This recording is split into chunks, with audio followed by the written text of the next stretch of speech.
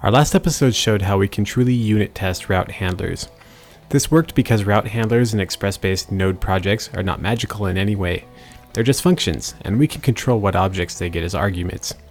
Unit tests are great, but sometimes we do want a test that exercises our application as if it were a browser making the request. We want an automated way to simulate a browser making a request that exercises our routing functionality and the rest of the middleware stack as well. And that's exactly what we dive into with today's episode. Alright, to do this testing, we'll need a few external tools. The first is SuperAgent. SuperAgent works for both Node and the browser, and it's a nice library for making requests to HTTP endpoints. Sounds a bit like what we're after, right? It sure does, and we're going to take SuperAgent and pair it up with another library called SuperTest. SuperTest allows us to add testing assertions to our code-driven HTTP requests. Even in 2014, we can't use a package without installing it. Let's install SuperTest and SuperAgent. Again, we use npm install, but this time we use --save-dev as opposed to just --save. We'll take a look at why this is in just a second. We don't have to install SuperAgent directly since we don't use it directly. SuperTest does list out its own dependencies. Okay, let's have a look at our package file now. Notice this new key dev dependencies. These are packages we need, but only in development. We tend to not run the unit tests in production, for example, and this is why we did --save-dev when we installed SuperTest.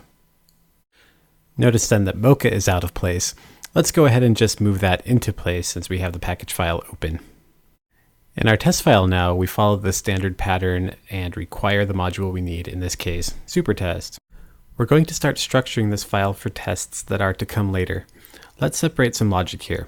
We're going to seed the database with a user, and then have tests that both make sure we can still add new users, as well as catch violations of duplicate users that return the correct errors. It will come up that you want to pass data from higher up in the describe hierarchy to later tests. We can achieve that through the closure we have in these nested functions. I like to define a variable test in my top level describe callback. Then we drop in a before each, and the first line of this before each resets the value of test so that it's clear for each test. Next, we stash the attributes for our soon-to-be existing user. We'll need to reference them in later tests. Now we manually create the user so that we have it in place before simulating our signups. There's zero sense invoking all the routing when we really just want to have a user in our database. I personally don't care much for database fixtures and much prefer to just create everything I need right in the test. Now we can actually get to writing our test. Let's open up config routes quickly just for reference. To start our test, we call SuperTest and pass in our app.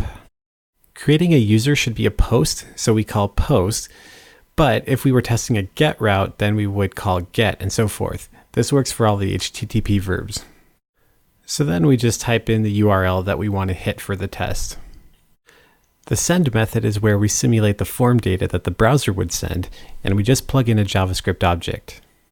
If we needed to set request headers, we could do that with the set method, but we don't have to in our case, so we won't set anything.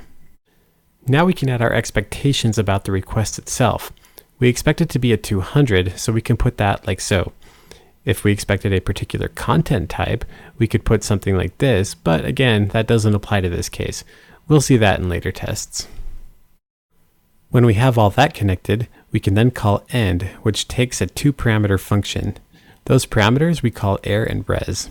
The error pattern should be familiar at this point. We'll need to check for it and give some output if we do get an error. Res is the actual response from our server. It will have all sorts of properties on it, such as headers, which you could use to check headers like whether or not a cookie was set. We don't need to check any of that for this simple test, so we'll just see if we can find our user in the database. Now, we did introduce a small error. We used the wrong key from user data when we were making our existing user, so let's fix that. And let's not neglect the bonus typo down here in our assertion. And then we can run the test, and guess what? It passes. Next, let's do a test that makes sure we return the correct error when using a duplicate email address. We'll just copy and paste the previous test and make some edits. First, we fix the data we send. Then, we change our expected response code. In our callback, we don't need to check for anything other than the error object. And then we can see that this too shall pass. So that wraps up how to write the tests. Before we close, let's look at a few tricks Mocha gives us. We can run a single test in a file by using the -G option and supplying a pattern that turns into a regular expression. Then, only tests that match that pattern will get run. Slick, eh? If you know you want to test something but aren't ready to flesh that test out yet, you can declare a pending test by calling it with the descriptive text and leaving out the callback. When you run the test, you'll see that it's pending. But we're not doing that right now, so let's delete it. Let's check out a few options we can supply to Mocha to change its behavior. We're going to put these in test/mocha.opts, though any of these could be supplied as command line parameters. In a conflict, the command line parameters win. The first option is timeout. This is how long a suite will wait before declaring failure on a timeout. The default is 2000, and this is in milliseconds. Your suite may dictate a change there. Next, if you're sick of the dots in the output, you can change that by using a different reporter. In fact, Mocha has lots of them. And you can see them all at the Mocha website, which I put in the show notes. I like the spec reporter, so let's put that in. And then watch as Mocha reformats the output. Next, Mocha can catch if you've leaked any global variables. This is off by default, but I like to turn it on, and we do so by adding check leaks to our ops file. Keep in mind that this only catches them if they get leaked during the execution of a test. If the leak occurs before an it call, then it won't be caught. So if I leak the global here just outside the it call, then it won't get caught. But when I put it here inside, it does get caught. Similarly, if I leak a global at the root of the user routes module, there is no error because this gets executed when I require config application.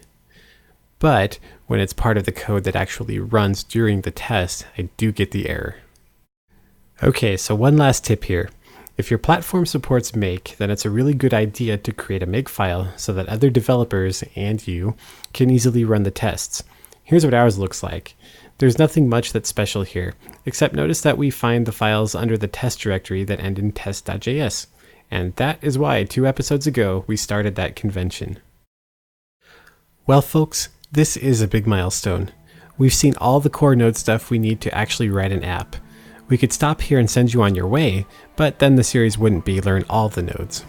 In the past 17 episodes though, we have covered enough material to take someone from zero to writing Node.js apps. If you have a friend who's looking to get into Node, feel free to point them this way now that we're through the core material. The episodes in the future will start featuring Node modules and other techniques. For the most part, we'll see all of this work within the context of Node/.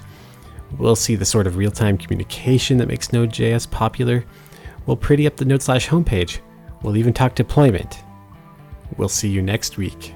Until then, happy coding. This episode is brought to you by Cover My App. If you run a Node.js or Ruby on Rails web application, then you know how much of a pain it is to keep your several dependencies up to date. And if you've also heard about vulnerabilities like the Rails YAML parsing issue from early 2013, you know how serious it is too. If you want to learn more about reducing that pain and keeping your app covered, head over to covermyapp.com and sign up for the free 5-day course.